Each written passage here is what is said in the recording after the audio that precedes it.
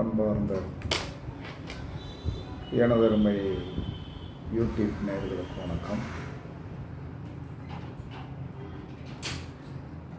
அதாவது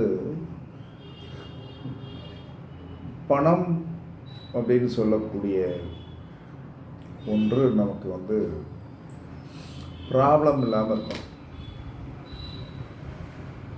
அப்படி எல்லாருக்கும் இருக்குதா அப்படின்னா பணம் எப்பயுமே ப்ராப்ளம் இல்லாமல் கிடைக்கவே கிடைக்காது. பணம் ப்ராப்ளம் இல்லாமல் கிடைக்காது.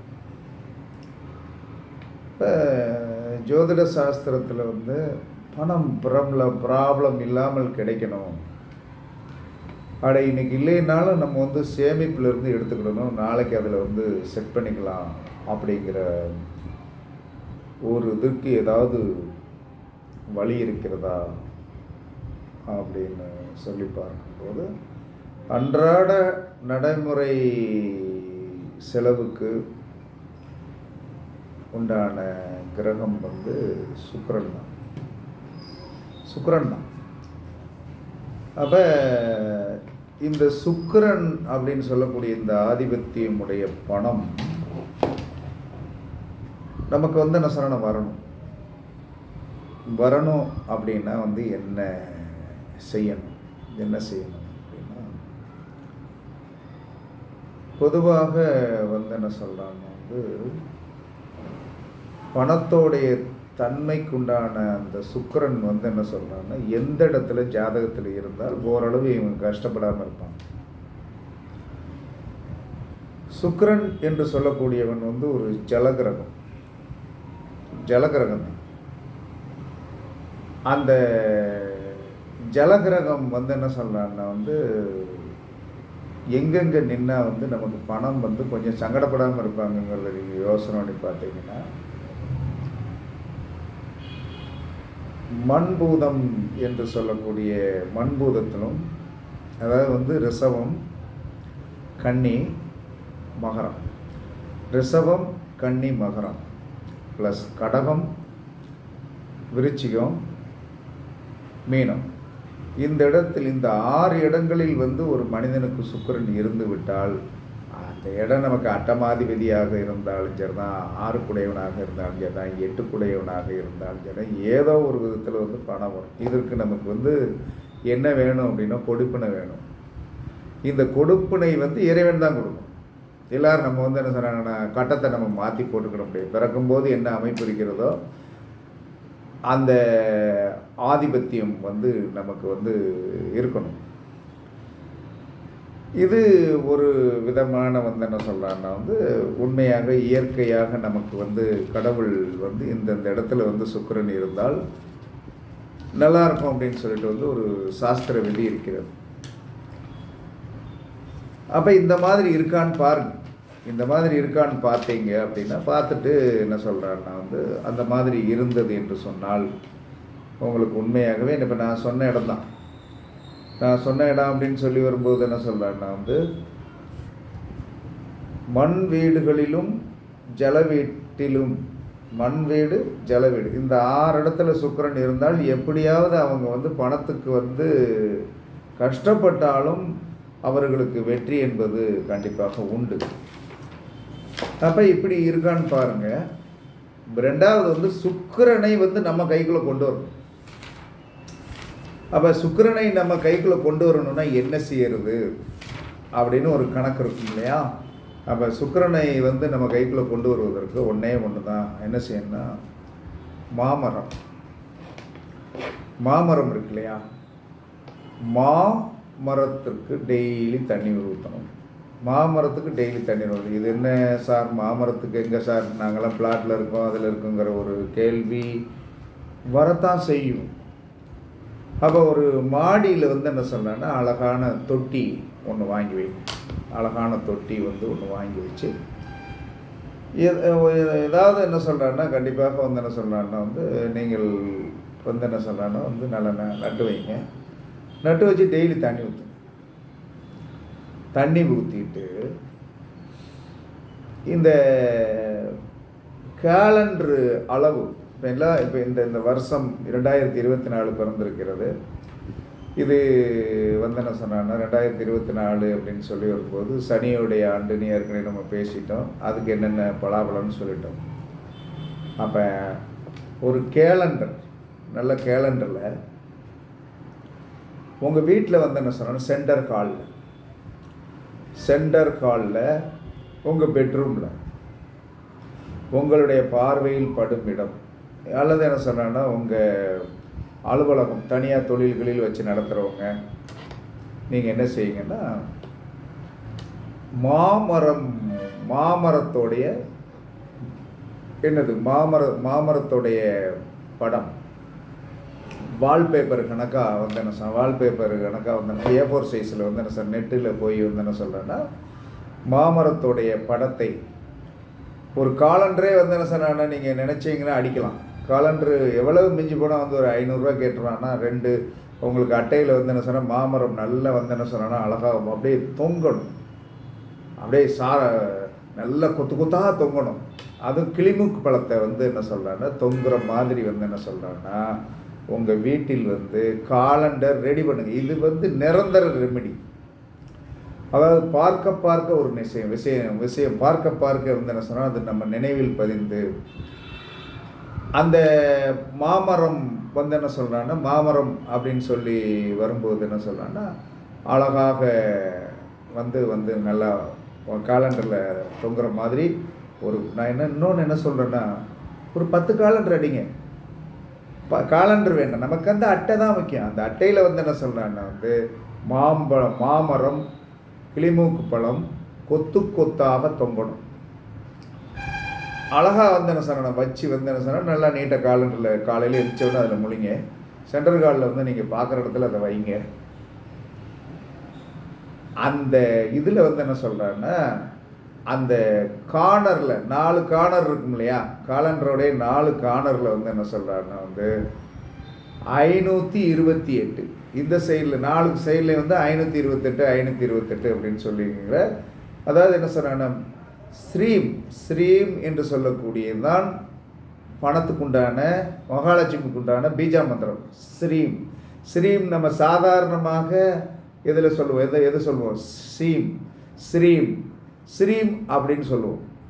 அந்த ஸ்ரீம் என்று சொல்லக்கூடிய அந்த பீஜா மந்திரத்துக்கு உண்டான எண் என்னன்னா 528. இந்த 528 என்று சொல்லி வரும்போது என்ன சொன்னால் நீங்கள் அதை 4 கார்னரில் இருக்கணும். மாம்பழம் வந்து கொத்தாக காய்த்து தொங்குவதை வந்து என்ன சொன்னா நீங்கள் வந்து 10 அட்டை அடைச்சி உங்கள் வீட்டுக்கு 2 வச்சுக்கிடுங்க. ஒரு 4 பேருக்கு தானம் பண்ணு, இதை வீட்டில் தொங்க போடுங்க, பண வரவு நல்லாயிருக்கும் அப்படின்னு சொல்லிட்டு. அப்போ இதை நீங்கள் வந்து செஞ்சு வச்சுக்கிட்டிங்கன்னா ரெகுலராக வந்து என்ன சொல்கிறாங்கன்னா வந்து உங்களுக்கு பண வரவுக்குண்டான, அதாவது வந்து ஒரு எம்பளத்தை வந்து பார்க்க அதுவாகவே நாம் ஆவோம் அப்படிங்கிறது தான் சாஸ்திரம். அவன் என்ன சொல்கிறான்னா தவறாக நினைக்காதீங்க. கிராமத்தில் ஒரு பழமொழி சொன்ன, பன்றியோடு சேர்ந்த பசுங்கன்றும் நரகள் திங்கும் அப்படின்னு சாஸ்திரம் இல்லையா? அதே மாதிரி தான் கெட்டதுக்கே வந்து அந்த வைப்ரேஷன் இருந்ததுன்னா நல்லதுக்கு நாம் அதோடு சேர்ந்து சேரும்போது மாமரம் வந்து ஒரு அற்புதமான பொக்கிஷம். அந்த மாமரம் அற்புதமான பொக்கிஷத்தை நம்ம வீட்டில் வந்து என்ன சொல்கிறான்னா வந்து காலண்டர் அட்டையில் வந்து ரெடி பண்ணுங்கள். இது வந்து ஒரு சாதாரண விஷயந்தான். அப்போ சாதாரண விஷயம் அப்படின்னு சொல்லி அடுத்த வருடம் இறைவனுடைய சக்தியால் என்ன செய்ய போகிறேன்னா வந்து என்ன சொல்கிறான்னா நம்ம ஆஃபீஸுக்கு வந்து என்ன சொல்கிறான்னா வந்து வருகின்ற நபர்களுக்கு வந்து வர ஜாதகம் பார்க்க வருவாங்க இல்லையா, அவங்களுக்கு வந்து போகும்போது இப்போ நம்ம ஒரு பையை அடித்து வந்து நம்ம அதில் வந்து பொருள்களை கொடுத்து விட்றோம். அதில் ராகவேந்திர சாமியுடைய படம் இருக்குது, பிள்ளையாருடைய படம் இருக்குது. அது ஒரு விளம்பரமாக இருந்தாலும் அது ஒரு தாற்பயமான ஒரு விஷயத்தை செய்யுது. அதே சமயத்தில் வந்து என்ன சொல்கிறான்னா வந்து அடுத்த வருடம், இந்த வருடம் முடியாது, அடுத்த வருடம் என்ன சொன்னால் 2025 வருடப்பிறப்புக்கு என்ன சொல்கிறான்னா வந்து இந்த மாதிரி வந்து என்ன சொல்கிறான்னா வந்து காலண்டர் அட்டை காலண்டரையும் சேர்த்து அடிச்சிட வேண்டிதான். காலண்டரையும் சேர்த்து அடித்து வந்து என்ன சொன்னான்னா வந்து 4 கார்னரில் 528 அப்படின்னு சொல்லி போட்டு இந்த மாமரம் கிளிமூக்கு பழங்கள் அழகாக தொங்குகின்ற அந்த அற்புதமான மரத்தை வந்து காலண்டராக வடிவமைத்து செய்யலாங்கிற எண்ணம் எனக்கு இருக்கிறது. நீங்கள் என்ன செய்யுங்க, இப்போ அடுத்த வருஷம் வரைக்கும் நீங்கள் என்கிட்ட வர்றீங்களோ வரலையோ அது சந்தர்ப்பம், அது இறைவனுடைய சித்தம், நம்ம கையில் கிடையாது. ஆனால் என்னுடைய இங்கே லோக்கலில் வர கஸ்டமருக்கு நான் வந்து ஒரு 500 அடிக்க போகிறேன். அந்த 500 அடிச்சிருந்து என்ன சொன்னான்னா அவர்களுக்கு விநியோகம் பண்ணி வந்து இந்த 528 என்று சொல்லக்கூடிய நம்பர் ப்ளஸ் வந்து என்ன சொன்னால் இந்த மாமரத்தை வந்து அற்புதமாக வடிவமைத்து நல்லா வந்து நீட்டாக வந்து ஹால்லையோ அல்லது அவங்க பெட்ரூமில் எந்திரிச்சோன்னா முழிக்கிறதுக்கு உண்டான ஒரு ஆதிபத்தியத்தை வந்து நம்ம உருவாக்கி கொடுத்தோம் என்று சொன்னால் அவருடைய வாழ்க்கை கண்டிப்பாக நல்லாயிருக்கும்.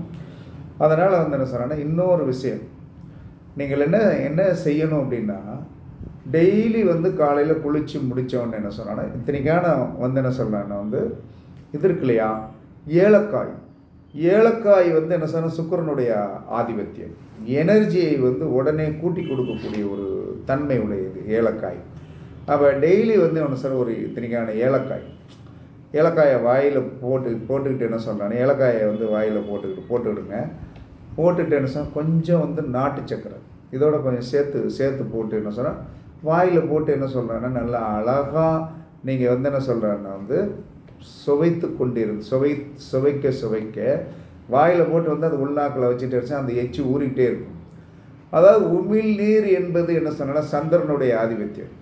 அந்த உமிழ் நீர் என்று சொல்லக்கூடிய சந்திரனுடைய ஆதிபத்தியத்தை நீங்கள் கிராம்பு போட்டு வாயில் இது பண்ணாலும் ஏலக்காய் போட்டாலும் கொஞ்சம் இனிப்பை வந்து சேர்த்துட்டு நீங்கள் போட்டு வந்து செயல்படுத்தி கொண்டே இருக்கும்போது யார் ஒருவருக்கு உமிழ் நீர் ஊற சந்திரனுடைய ஆதிபத்தியம், அப்போ சுக்கிரன் வீட்டில் போய் வந்து சந்திரன் வந்து உச்சமாகின்ற காரணத்தினால் 2வது என்ன சொன்னால் டெய்லி பசுமாட்டுக்கு 2 பழம் கொடுங்க. இந்த படத்தை வீட்டில் வச்சுடுங்க. இந்த 528 என்று சொல்லக்கூடிய நம்பரை வந்து என்ன சொன்னால் டெய்லி வந்து என்ன சொன்னால் ஒரு 15 முறை எழுதி பாருங்கள்.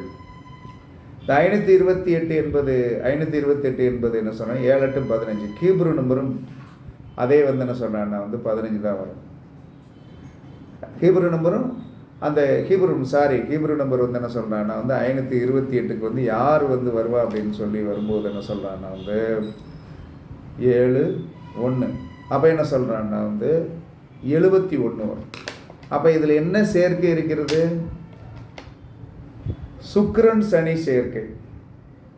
அப்போ சுக்கிரன் சனி சேர்க்கை என்பது சுக்கிர ஓரையில் வந்து என்ன சொல்கிறேன்னா இந்த மாதிரி, அதாவது வந்து சனி விரல் என்று சொல்லக்கூடிய பாம்பு விரல், சுக்கிர விரல் இப்படி சேர்த்து வைத்து என்ன சொல்கிறான்னா இப்படி சேர்த்து வச்சுக்கிடுங்க. சுக்கிர ஓரை ஓடிக்கொண்டதுக்கு அதை கொஞ்சம் கணக்கு பண்ணிக்கிடுங்க.